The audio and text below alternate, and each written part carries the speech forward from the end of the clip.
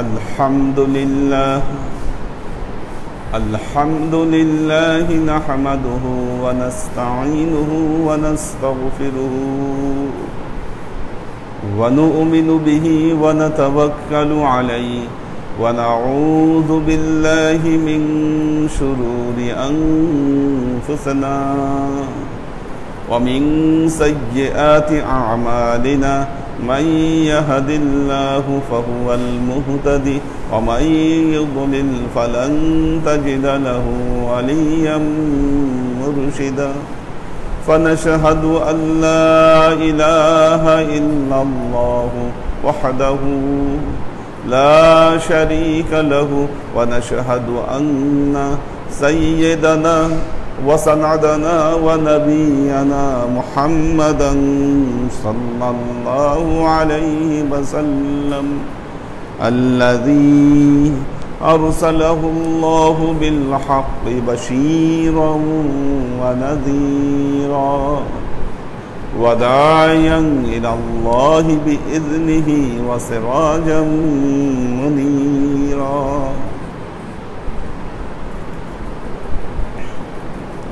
وقال الله تعالى في كلامه المجيد وفرقانه الحميد ما كان محمد أبا أحد من رجالكم ولكن رسول الله وخاتم النبيين وكان الله بكل شيء عليما إن الله وملائكته يصلون على النبي يا أيها الذين آمنوا صلوا عليه وسلموا تسليما صلى الله على محمد صلى الله عليه وسلم صلى الله على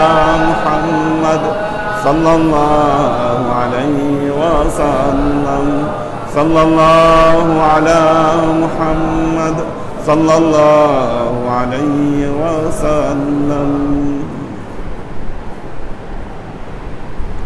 আল্লাহর আশিক ও সালেক বৃন্দ وقال رسول الله صلى الله عليه وسلم من عرف نفسه فقد عرف ربه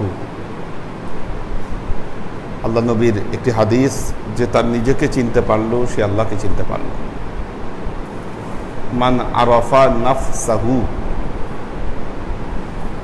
নফস শব্দটি ব্যবহার করা হয়েছে নফসের অনেক অর্থ হতে পারে অনেক ডেফিনেশন রয়েছে নফসের সাধারণ অর্থে মানুষের যে মন এই মনটাকে নফস বলা হয়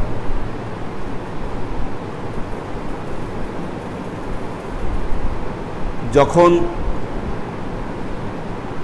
মানুষের পবিত্র আত্মাকে আত্মা কিন্তু অনেক পবিত্র জিনিস মানুষের রুহু অনেক পবিত্র এই পবিত্র আত্মাকে যখন অবাতস খক বাদ অব মানে পানি আতস মানে আগুন খক মানে মাটি বাদ মানে বাতাস আগুন পানি আগুন মাটি বাতাস এই চারের সমন্বয়ে গঠিত দেহের মধ্যে যখন রুহুকে আল্লাহ ফুৎকার করলেন তখন মানুষের নফসের জন্ম হলো পবিত্র কোরআনে 3 ধরনের নফসের কথা আল্লাহ উল্লেখ করেছেন 3 ধরনের নফসের কথা বলেছেন মানুষকে ক্যাটাগরিক্যালি ভাগ করলে 3 ধরনের নফস এই পৃথিবীতে আছে প্রথম ধরনের নফস হচ্ছে নফসে আম্মারা দ্বিতীয় ধরনের নফস হচ্ছে নফসে লাওয়ামা তৃতীয় ধরনের নফস হচ্ছে নফসে মুতমাইন্না তো প্রথমে আসি নফসে আম্মারা আল্লাহ তার কালামে পাকে ইরশাদ করছেন ইন্নান নাফসা লাআম্মারাতুম বিসসু আল্লাহ কোরআনে বলছেন ইন্নান নাফসা লাআম্মারাতুম বিসসু নফসে আম্মারা, এই নফসে আম্মারার কাজ হচ্ছে, এই নফসে আম্মারা মানুষকে পাপের দিকে ধাবিত করে। একটা জিনিস মনে রাখবেন, একটা জিনিস খেয়াল করে দেখেন, আপনার মন স্বাভাবিক অর্থেই যা আপনার জন্য নিষিদ্ধ ওই জিনিসের প্রতি বেশি টানে। যা খারাপ, যা অকল্যাণকর, যা মানুষ সমাজে নিষিদ্ধ, সেগুলোর প্রতি মানুষের মন ছুটে যায়।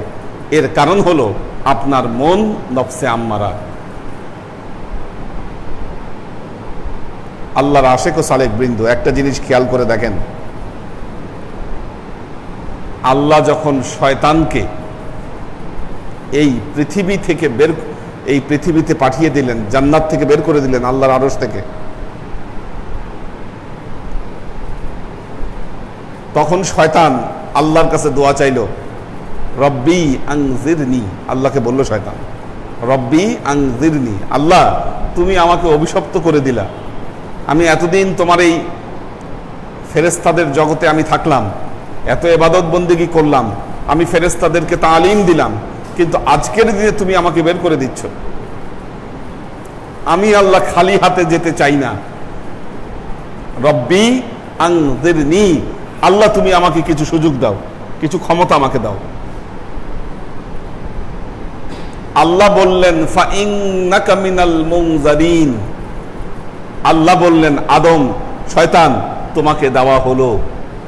অর্থাৎ আল্লাহর কাছে যা চাইলো শয়তান, আল্লাহ শয়তানকে দিয়ে দিল।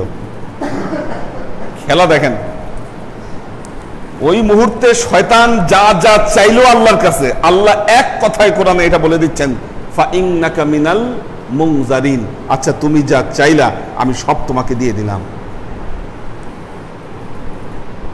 এই জন্য দেখেন, শয়তান মানুষকে প্রভাব দিতে পারে, শয়তান মানুষকে প্রতিপত্তি দিতে পারে, শয়তান মানুষকে যশ খ্যাতি অর্থ সম্পদ এনে দিতে পারে।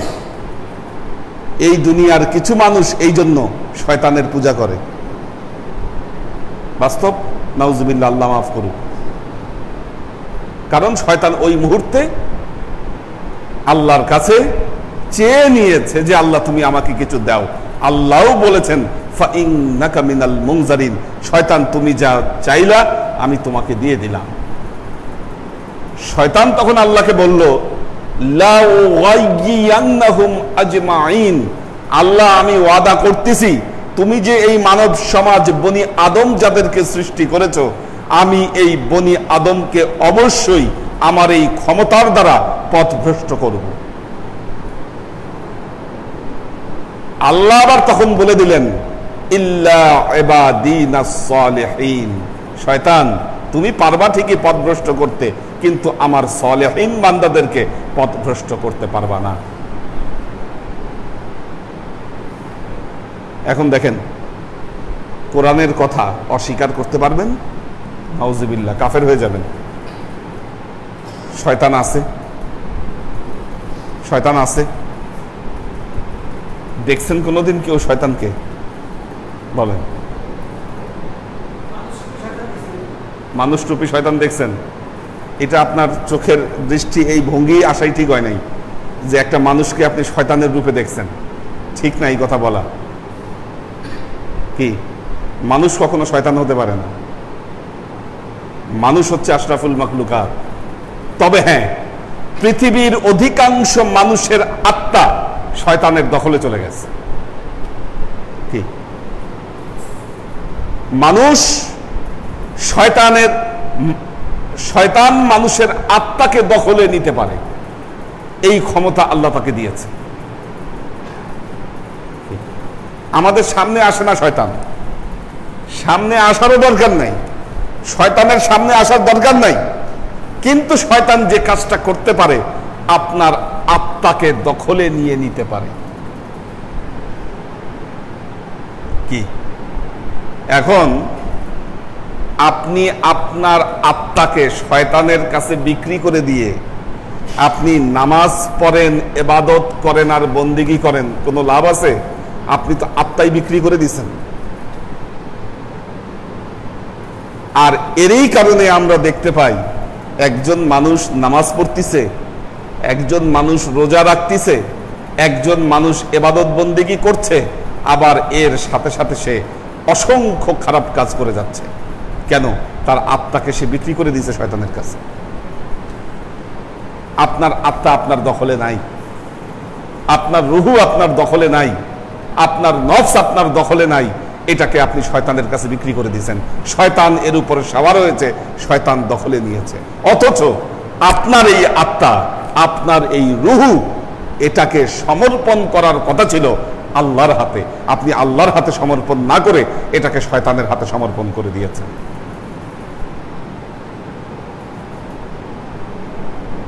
কি বাস্তবতা কোন জায়গায় দেখেছেন? আপনি বলেন আউযু বিল্লাহি মিনাশ শাইতানির রাজিম, মুখ দিয়ে আপনি বলতেছেন আল্লাহ আমি অভিশপ্ত শয়তানের হাত থেকে তোমার দরবারে আমি আশ্রয় প্রার্থনা করছি।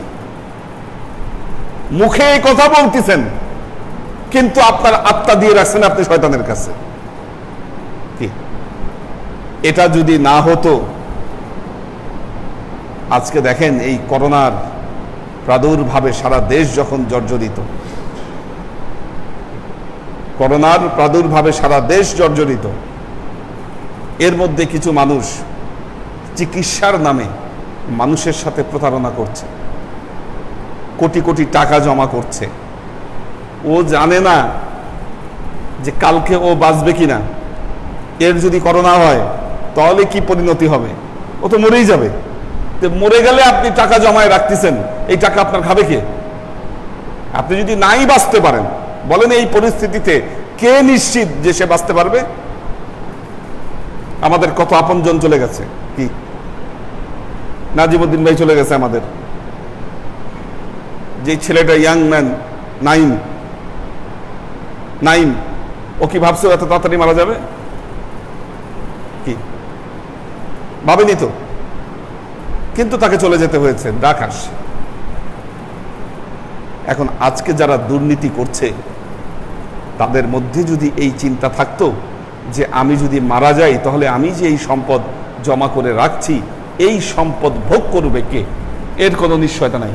কিন্তু তারা এই কাজ কিভাবে করতে পারছে? কারণ তারা তাদের আত্মাকে শয়তানের কাছে বিক্রি করে দিয়েছে। আল্লাহর আশিক ও সালেক বৃন্দ, প্রতিটা মানুষ আপনারা যদি চিন্তা করেন, এ বিষয় যদি চিন্তা করেন, আমার বিশ্বাস আপনারা সবাই ধরতে পারবেন যে আসলে আপনাদের আত্মা আপনারা কার কাছে দিয়ে রেখেছেন। এটা কি আপনারা আল্লাহর পায়ে আপনাদের আত্মাকে সমর্পণ করেছেন, না আপনারা শয়তানের কাছে আসলে আত্মাকে বর্গা দিয়ে রাখছেন?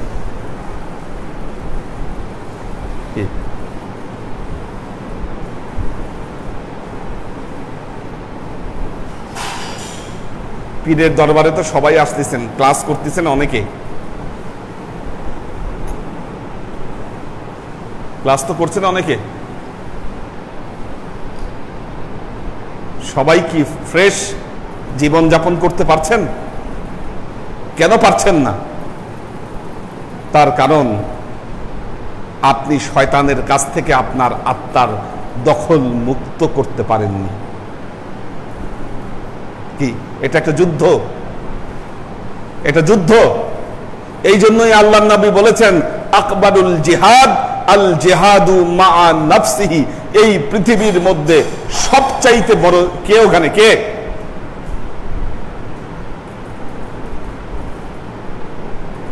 হ্যাঁ, এই জন্য আল্লাহর নবী বলছেন আকবারুল জিহাদ আল জিহাদু মা নাফসিহি, সবচাইতে বড় জিহাদ হচ্ছে মানুষের অন্তরের সাথে জিহাদ, এই নিজের নফসের সাথে জিহাদ।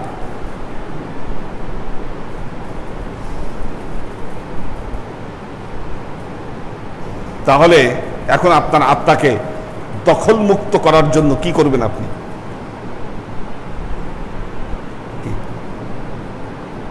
দখল মুক্ত করার জন্য কি করবেন? আল্লাহর আশিক ও সালেক বৃন্দ, এই দখল মুক্ত করার জন্য আপনার সর্বপ্রথম যে জিনিস লাগবে, আপনার জীবনে একজন মুর্শিদ দরকার। কি উনি ছাড়া, একজন যোগ্য মুর্শিদ ছাড়া মানুষকে শয়তানের কবল থেকে তার আত্মাকে কেউ মুক্ত করতে পারবে না। আপনার আত্মাকে মুর্শিদের ক্যাপচারে এই জন্য দিতে হবে। আজকে দেখবেন, আজকের যুগে দেখবেন বহু মানুষ আলেম, যারা কি আলেম, তারা এই পীর মুর্শিদের বিরোধিতা করছে, পীর মুর্শিদের বিরোধিতা করছে। দরকার নাই পীর মুর্শিদ ধরার। আপনারা যারা বিরোধিতা করছেন, একটা জিনিস চিন্তা করে দেখেন, প্রতি বছর বাংলাদেশে কওমি মাদ্রাসাগুলাতে 2 থেকে 250 ছেলে তারা রেপের শিকার হয়, ছেলেরা রেপের শিকার হয়। হ্যাঁ, কওমি মাদ্রাসাগুলোতে। আপনারা জানেন সোনাগাজী মাদ্রাসা, নোয়াখালী, ওই মাদ্রাসার যিনি প্রিন্সিপাল, তিনি তার ছাত্রীকে রেপ করছেন। করার পরে এই রেপ ঢাকার জন্য তিনি যে কাজটা করছেন, ওই ছাত্রীকে পোড়ায় মেরে ফেলছে। How it possible? তারা তো কোরআন হাদিসের মধ্যে সারাক্ষণ ডুবে আছে, কোরআন হাদিস চর্চা করছে, মাদ্রাসাগুলোতে সব ধরনের কোরআন হাদিস পড়ানো হচ্ছে। কি মাদ্রাসার যিনি অধ্যক্ষ, তিনি এই কোরআন হাদিসের উপরে পণ্ডিত, তিনি মাহের, তিনি মানুষকে শিক্ষা দান করেন। কি শিক্ষা দান করার পরেও তাদের দ্বারা এই ধরনের কারবার, এই ধরনের কাজ কিভাবে সম্ভব হচ্ছে? তার কারণ হলো তাদের আত্মা আসলে শয়তানের কাছে বর্গা দেওয়া। ব্যাপারটা বুঝতে পেরেছেন? এবং একটা জিনিস মনে রাখবেন, যদি শয়তানের হাতে আপনার আত্মা সমর্পিত অবস্থায় আপনার মৃত্যু হয়, জাহান্নাম আপনার জন্য অনিবার্য।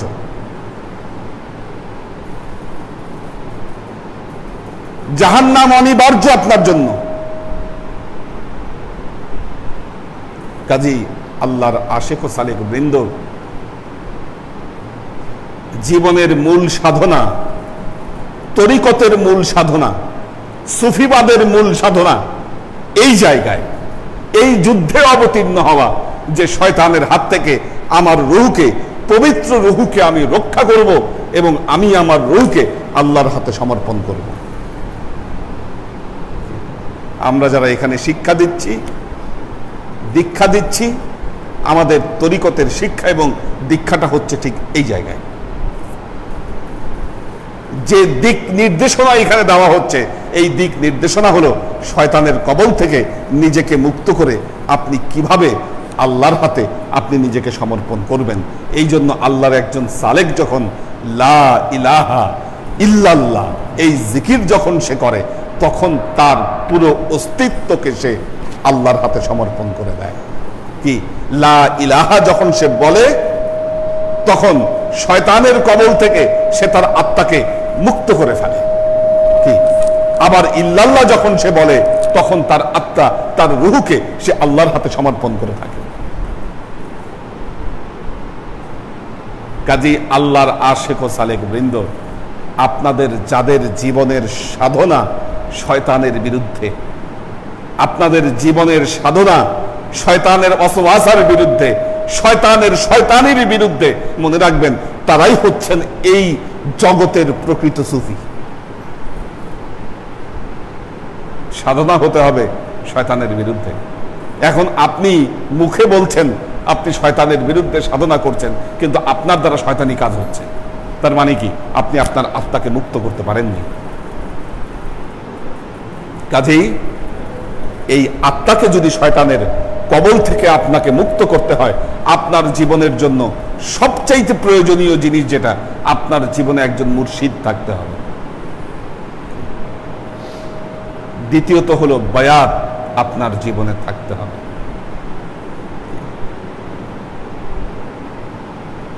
যখনই একজন সালেক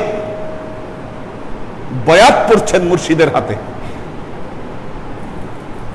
মনে রাখবেন, তখনই তিনি শয়তানের বিরুদ্ধে যুদ্ধে অবতীর্ণ হচ্ছেন। ওই মুহূর্তে 3 নম্বর মাধ্যম যেটা, সেটা হলো আল্লাহর জিকির। সেটা আল্লাহর জিকির। আল্লাহর জিকিরই পারে বান্দাকে শয়তানের কবল থেকে, তার নফস, তার রূহকে সম্পূর্ণভাবে পরিমুক্ত এবং পরিশুদ্ধ করতে। তো প্রথম প্রকার নফসের কথা কি বলেছি? নফসে আম্মারা। যার নফস নফসে আম্মারা, সে জানে না ধর্ম কি। যার নফস, সে জানে না আল্লাহ কি। যার নফস নফসে আম্মারা, সে জানে না দিন কি। আমাদের ভেতরে কিছু আছে না নাস্তিক, এগুলো সব নফসে আম্মারা, শয়তানের কাছে বিক্রি করে দিয়ে রাখছে নফস। কিছু আছে বুদ্ধিজীবী, বুদ্ধি বেচে খায় কি, এগুলোর সব কয়টার নফস শয়তানের কাছে বিক্রি করে দেওয়া কি। তারা টাকার কাছে বুদ্ধি বিক্রি করে, টাকার কাছে নিজের মুখ বিক্রি করে।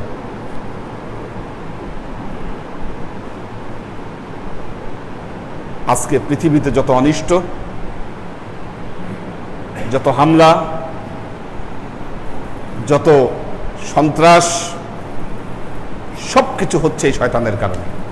এবং যারা করছে তারা আসলে মূলত তাদের অন্তরকে শয়তানের কাছে বিক্রি করে দিয়ে রাখছে।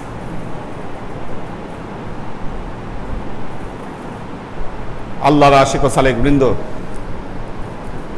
কাজেই এই যে দেখবেন যে যারা তাদের নিজেকে মসজিদ পর্যন্ত নিতে পারছে না কি, আমাদের সমাজে মসজিদে যায় কয়জন? আমাদের সমাজে 5 ওয়াক্ত নামাজ পড়ে কয়জন? একটু হিসাব করে দেখেন যে কোন দিকে পাল্লা ভারী, নামাজির পাল্লা ভারী না বেনামাজির পাল্লা ভারী? আপনি সমাজে হিসাব করে দেখেন। আপনি হিসাব করতে যান, পেয়ে যাবেন। কেন ভারী? দাবি করতেছে সে মুসলমান, দাবি করতেছে সে আল্লাহকে বিশ্বাস করে, তার নামও মুসলমান, মুসলমান পরিবারে তার জন্ম, নামাজ পড়ে না সে। কেন? বিক্রি করে দেওয়া তার আত্মা, তার কল্প সে বিক্রি করে দিয়ে রাখছে।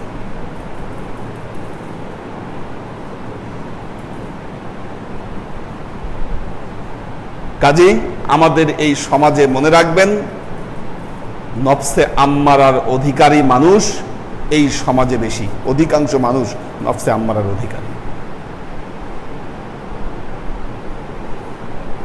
দ্বিতীয় প্রকার নফসের কথা কি বলেছি? নফসে লাওয়ামা।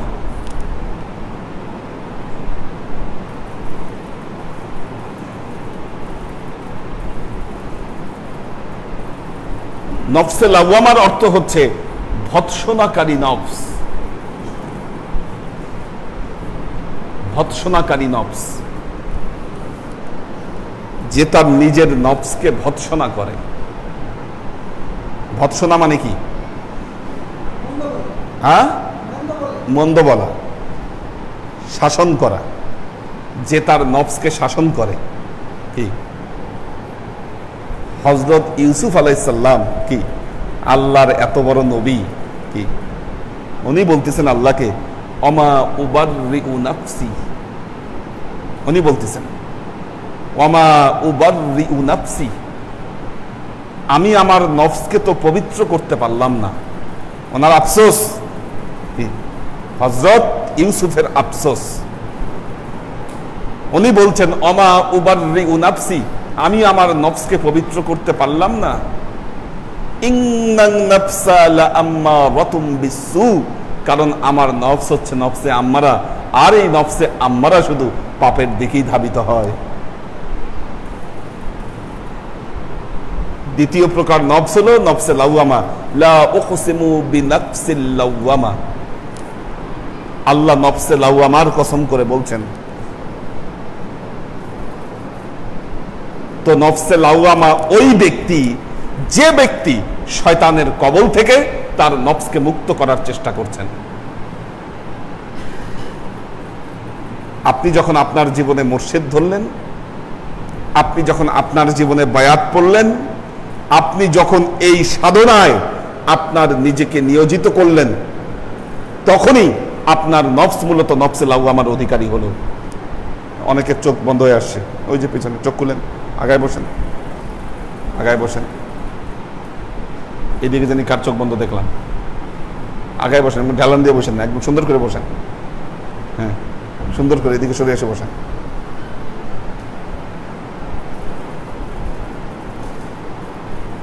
শহীদ ভাই আগে বসেন।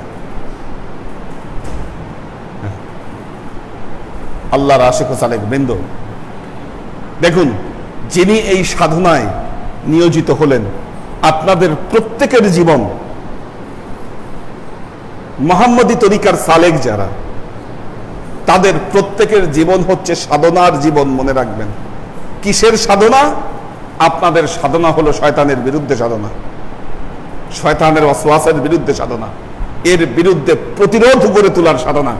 এই সাধনায় আপনারা সবাই নিয়োজিত, যে এই পৃথিবীতে আপনারা শয়তানি শক্তিকে বাড়তে দিবেন না। এখানে যারা এই সাধনায় নিয়োজিত, তাদের প্রত্যেকের নফস হচ্ছে নফসে লাওয়ামা, নফসে লাওয়ামা।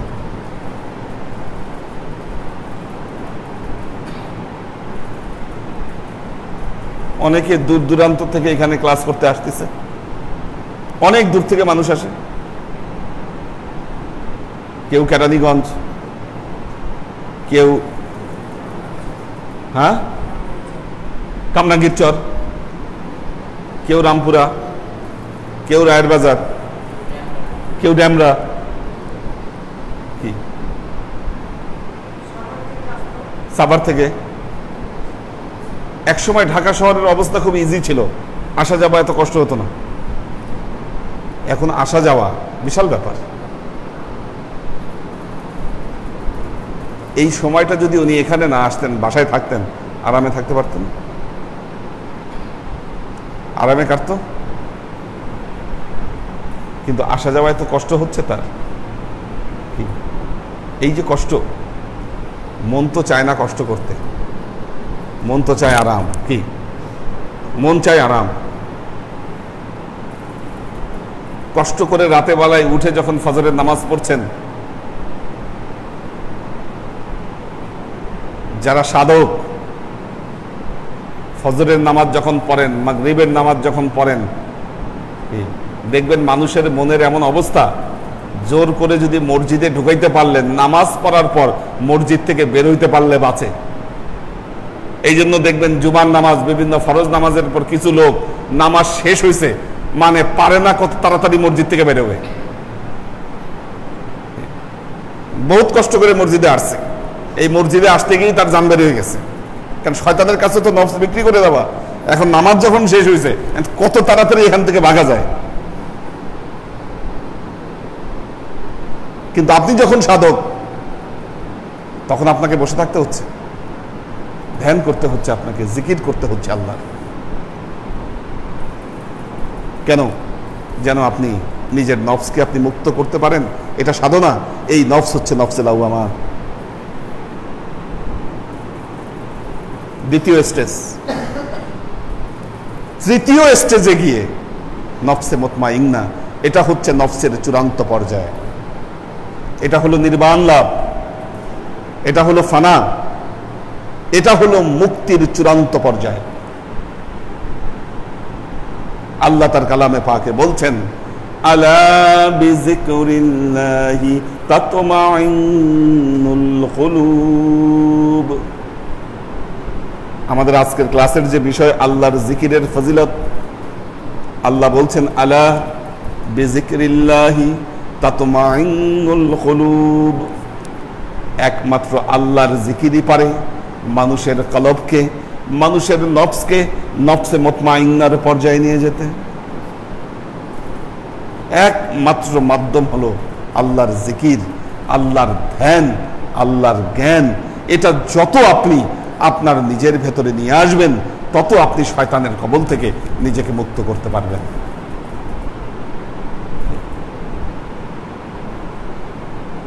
কাজেই জিকির করতে হবে আপনাকে বেশি বেশি।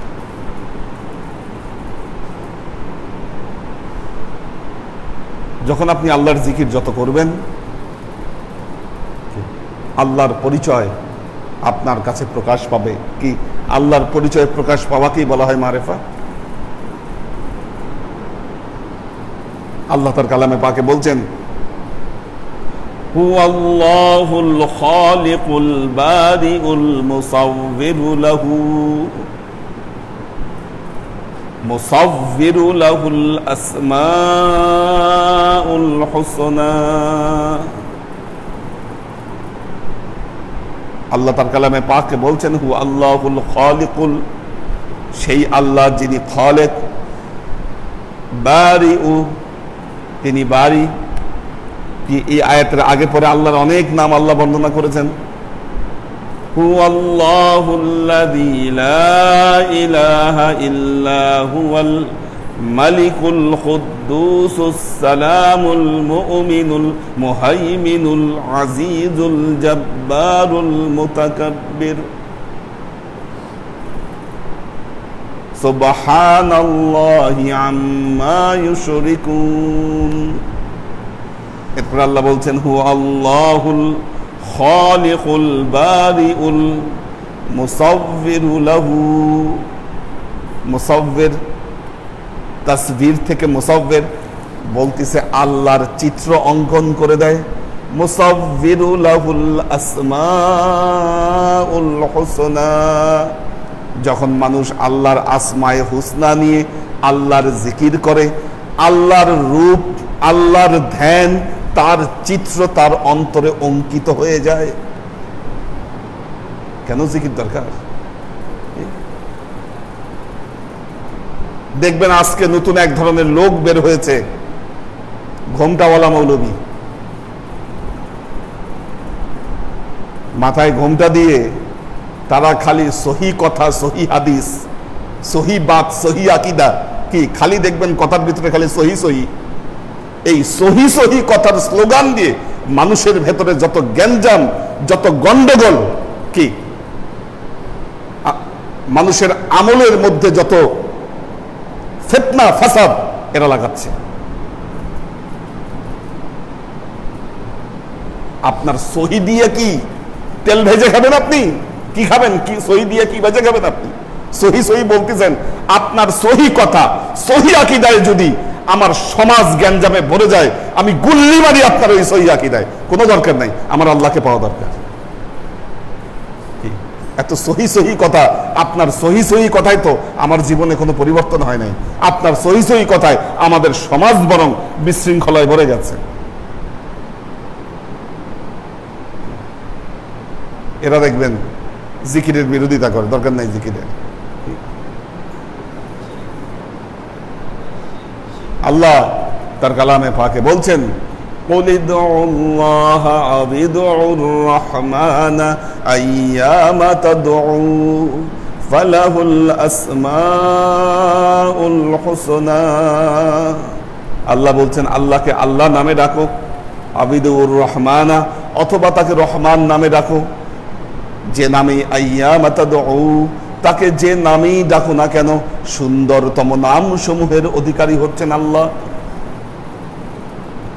আসমাউল হুসনা, তিনি আসমায়ে হুসনার অধিকারী। এই নামগুলো দিয়ে তার জিকির করো। কাজী আল্লাহর আশিক ও সালেক বৃন্দ যত নিজেকে আল্লাহর জিকিরের সাথে নিজেকে যত সম্পৃক্ত করবেন, দেখবেন আপনার আপনার কলবে, আপনার নফসে নূরের তাজাল্লি তত বৃদ্ধি পাচ্ছে।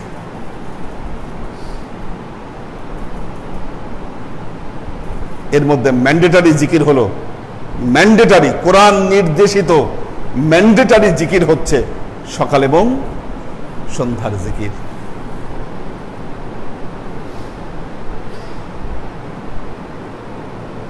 ইয়া আইয়ুহাল্লাযীনা আমানু যকুরুল্লাহা যিকরান কাসীরা ওয়াসাব্বিহুহু বুকরাতাও ওয়া আসীলা। আল্লাহ তার কালামে পাকে বলছেন, ইয়া আইয়ুহাল্লাযীনা আমানু যকুরুল্লাহা যিকরান কাসীরা, হে ঈমানদারগণ, ইয়া আইয়ুহাল্লাযীনা আমানু উযকুরুল্লাহা, আল্লাহর জিকির করো, যিকরান কাসীরা, অধিক অধিক জিকির করো, ওয়াসাব্বিহুহু, এবং তার তাসবিহ পাঠ করো, বুকরাতাও ওয়া আসীলা, সকাল এবং সন্ধ্যায়। কি আল্লাহ বললেন? শহীদ ভাই আগে বসে বলতেছে, হে ঈমানদারেরা, তোমরা সকাল সন্ধ্যা আল্লাহর জিকির এবং তাসবিহ বেশি বেশি করো, বেশি জিকির করো, কম না। আচ্ছা এখন দেখেন, এই ঘোমটাপড়া মৌলবীরা বলছে জিকির, সকালে তো আমরা ফজরের নামাজ পড়ি, এটাই জিকির, আবার এক্সট্রা জিকিরের কি দরকার? সন্ধ্যার সময় আমরা তো নামাজ পড়ি, এটাই তো জিকির, আবার কিছু জিকিরের দরকার? একটা জিনিস খেয়াল করে দেখেন, আল্লাহ বলেছেন সকাল সন্ধ্যা বেশি জিকির করতে হবে, কি কম জিনিস একটু খেয়াল করে দেখেন। আপনি দৈনিক 5 ওয়াক্ত নামাজের মধ্যে ফজরের নামাজ পড়েন কয় রাকাত? ফরজ নামাজ হিসাব করেন, ফজরে পড়েন 2 রাকাত, জোহরে পড়তেছেন কয় রাকাত? 4 রাকাত, আসরে কয় রাকাত? 4 রাকাত, এশায় কয় রাকাত? মাগরিবে 3 রাকাত, ফজরে 2 রাকাত। নামাজ তো এই 2 ওয়াক্ত কম হচ্ছে, তাহলে শুধু নামাজ দ্বারা বেশি জিকিরের হক কেমনে আদায় হচ্ছে? হচ্ছে না, হচ্ছে না। এই জন্য আল্লাহ তার কালামে পাকে বলছেন, ওয়াযকুর রাব্বাকা ফী নাফসিকা তাদাররুআন ওয়া খীফাতান দুনাল জাহরি মিনাল কওলি বিল গুদুবি ওয়াল আসাল ওয়া লা তাকুম মিনাল। আল্লাহ বলছেন ওয়াযকুর রাব্বাকা ফী নাফসিকা তাদাররুআন ওয়া খীফাতান, এই জন্য যা করো বান্দা, ওয়াযকুর রাব্বাকা, তুমি তোমার প্রভুর জিকির করো, ফি নাফসিকা, তোমার অন্তরের ভেতরে, তাদাররুআন ওয়া খীফাতান, ভয় এবং কান্না সহকারে, চুপি চুপি, দুনাল জাহরি মিনাল কাউলি, মুখে যেন উচ্চারণ না হয়, জিকির এমনি করবা মুখে উচ্চারণ করে নয়, বিল গুদুবি ওয়াল আসাল, সকাল এবং সন্ধ্যা এমন জিকির করবা যেটা হবে অন্তরের জিকির, মুখে উচ্চারণ হবে না। ওয়াল আসাল ওয়ালা তাকুম মিনাল গাফিলিন, কখনো এই জিকির থেকে গাফেল হয়ো না। এখন দেখেন, সকাল সন্ধ্যা যে জিকির করতে বলেছে, এই জিকিরের কোয়ালিটি আল্লাহ বলতেছে খিফাতান, এই জিকির হবে গোপনে, দুনাল জাহরি মিনাল কাউলি, মুখে উচ্চারণ হবে না এই জিকির, মুখে উচ্চারণ হবে না এই জিকির, দুনাল জাহরি মিনাল কাউলি। এখন আমি যে নামাজের উদাহরণ দিলাম, একটা জিনিস খেয়াল করেন, দেখেন জোহরের নামাজে আস্তে নামাজ পড়েন, আসরের নামাজে আস্তে নামাজ পড়েন, কি আস্তে নামাজ পড়েন, অথচ ফজরের নামাজে আপনি জোরে তেলাওয়াত করছেন, মাগরিবের নামাজে জোরে তেলাওয়াত করছেন, তাহলে খিফাতান দুনাল জাহরি মিনাল কাউলি, গোপনে মুখে উচ্চারণ না করে কি হচ্ছে এই জিকিরের হক। কাজেই কোরআন নির্দেশিত জিকির যদি আপনাকে করতে হয়, সকাল সন্ধ্যা আমাদের যে তরিকার জিকির রয়েছে, এই জিকির করা মাস্ট, এটি ফরজ আপনার জন্য। আল্লাহ আমাদেরকে এই তৌফিক দান করুন। দাও দেখি কারা আছে লাইনে। আচ্ছা, আরেকটা বিষয় গুরুত্বপূর্ণ, গত ক্লাসে না ঘোষণা দেওয়া হয়েছিল যে ক্লাস করবে সবাই? আমার মনে হয় ক্লাসগুলো আমরা ওপেন করে দিতে পারি এখন। অনেকদিন তো হলো, করোনার জন্য সবই বন্ধ, সবকিছু এখন সবই খুলে গেছে। আপনার মার্কেটে যাইতেও করোনা নাই, অফিসে যাইতেও করোনা নাই, বাজারে যাইতেও করোনা নাই, কি কিন্তু যখন আপনি ক্লাসে আসবেন, মসজিদে আসবেন, কোরবানি করবেন, তখন সব করোনা করোনা করোনা। ভালো ওসিলা, সামনে থেকে আমাদের ক্লাস ফুলদমে চলবে ইনশাল্লাহ, সরাসরি হবে। তবে হ্যাঁ, করোনার জন্য আমরা একটা কাজ করতে পারি, ক্লাসগুলোকে আমরা বাদ মাগরিব করতে পারি, দূরবর্তীদের সুবিধার জন্য। আমরা হয়তো ক্লাসগুলো বাদ মাগরিব নিয়ে আসতে পারি। যে কয়দিন করোনা কাল চলবে, এই করোনাকালীন আমাদের বাদ মাগরিব ক্লাসগুলো হবে ইনশাল্লাহ। খতম শুরু করবেন আসরের টাইমে, বাদ মাগরিব ক্লাস শুরু করব, এশার নামাজ পড়ে বাসায় চলে যাবেন ইনশাল্লাহ। এভাবে আর কি আমরা ক্লাসগুলো নিও। দাও এই খুলে না, নিয়ে আসো, এটা সহ নিয়ে আসো। হ্যাঁ হ্যাঁ শুনে, হ্যাঁ 3 দিন ওই আগের মতো, আগের সিস্টেমে ক্লাস চলবে ইনশাল্লাহ।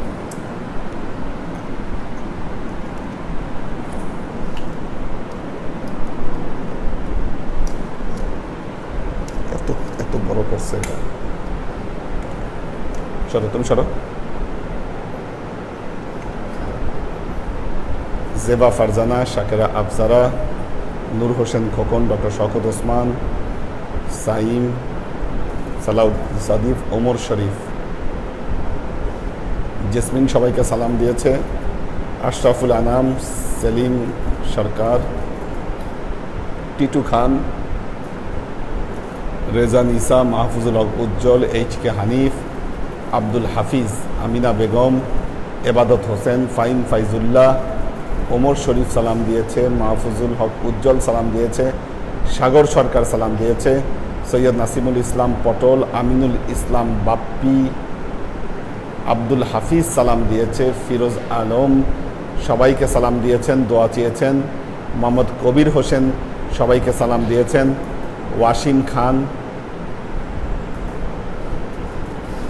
ইব্রাহিম খলিল, মাকসুদ ওমর, সাদিকুল ইসলাম, এবাদত হোসেন সালাম দিয়েছে, ইব্রাহিম খলিল সবাইকে সালাম দিয়েছেন, নাসিমুল ইসলাম পটল সালাম দিয়েছেন। ওয়াসিম খান জিজ্ঞাসা করেছেন, আসসালামু আলাইকুম হুজুর, নামাজে দাঁড়ালে যত রকম চিন্তা ভাবনা মাথায় আসে, এগুলা থেকে মুক্তির আমল কি? এগুলা থেকে মুক্তির আমল হলো জিকির প্র্যাকটিস করা। যত জিকির প্র্যাকটিস করবেন তত আপনার এই মন আপনার দখলে থাকবে নামাজের সময়। এটাকে দখলে আনার জন্য জিকির প্র্যাকটিস করতে হবে। এই প্র্যাকটিস ছাড়া আপনার মন আপনার দখলে থাকবে না, শয়তান ছো মেরে নিয়ে যাবে, বিভিন্ন জায়গার দিকে এটা সম্পৃক্ত করে দিবে। যখনই নিয়ে যাবে তখনই চেষ্টা করতে হবে এটাকে ফিরিয়ে নিয়ে আসা। এবং জিকিরের প্র্যাকটিস, এই প্র্যাকটিস আপনাকে সুন্দর করে দিবে। মাকসুদ ওমর সবাইকে সালাম দিয়েছেন, আমাদের মহিউদ্দিন ভাই সবাইকে সালাম দিয়েছেন, খান জলিল সবাইকে সালাম দিয়েছেন, মৌলানা জাহাঙ্গীর আলম তিনি আছেন। মাকসুদ ওমর, শুক্রবার ক্লাস আসরের নামাজের পরে হবে না? এটা তো আমরা ডিসিশন চেঞ্জ করলাম, আমরা বললাম যে সন্ধ্যার পরেই, মাগরিব বাদ মাগরিবই আমরা করব, কারণ আসরের টাইমটা অনেকের চোখে ঘুম থাকে, মনোযোগ কম থাকে, সমস্যা হয়। রাবেয়া ওমর সালাম দিয়েছেন, দোয়া চেয়েছেন। মোহাম্মদ জসিম, রাবেয়া আমার জন্য বেশি দোয়া করবেন। রাবেয়া ওমর, প্রেশার একটু বাড়া ওনার, 180/130 দোয়া চেয়েছেন। হানিফ সালাম দিয়েছে, জেবা ফারজানা সালাম দিয়েছে, শামসুস সাদিকিন সালাম দিয়েছে, শাকেরা আফজারা সালাম দিয়েছেন, ডক্টর শওকত ওসমান সালাম দিয়েছেন, ওমর ফারুক ভাই উনি সালাম দিয়েছেন। ঠিক আছে,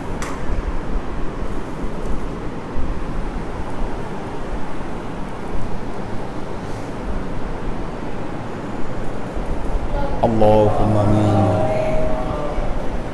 اللهم صل على محمد وعلى آل محمد كما صليت على إبراهيم وعلى آل إبراهيم إنك حميد مجيد. اللهم بارك على محمد وعلى آل محمد كما باركت على إبراهيم وعلى آل إبراهيم إنك حميد مجيد. ربنا ظلمنا أنفسنا وإن لم تغفر لنا وترحمنا لنكونن من الخاسرين. ربنا آتنا في الدنيا حسنة وفي الآخرة حسنة وقنا عذاب النار. ربنا لا تزغ قلوبنا بعد إذ هديتنا وهب لنا من لدنك رحمة إنك أنت الوهاب. اللهم إنك عفو تحب العفو ফাফু আন্নি ইয়া গফুরুর রহিমুল ওয়াদুদ।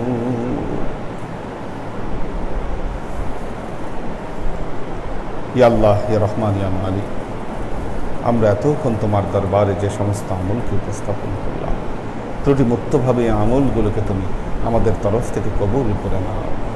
এই আমলের যাজা আমাদের প্রিয় নবী হজরত মোহাম্মদ মুস্তফা সাল্লাল্লাহু আলাইহি ওয়াসাল্লামের কাছে পৌঁছে দাও। আল্লাহ, আমাদের নবীর পরিবারবর্গের কাছে তুমি এর যাজাকে পৌঁছে দাও। আমাদের নবীর সাহাবায়ে কেরামের কাছে তুমি এর যাজাকে পৌঁছে দাও।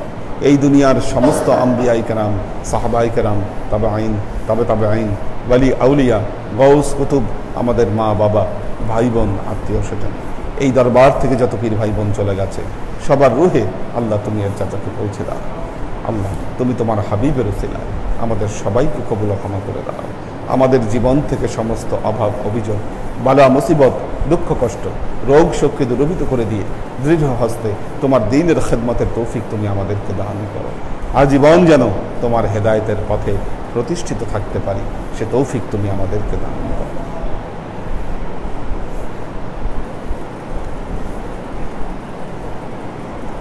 سبحان ربك رب العزة عما يصفون سلام على المرسلين والحمد لله رب العالمين واجعل آخر كلمتنا عند الموت لا إله إلا الله محمد رسول الله صلى الله عليه وسلم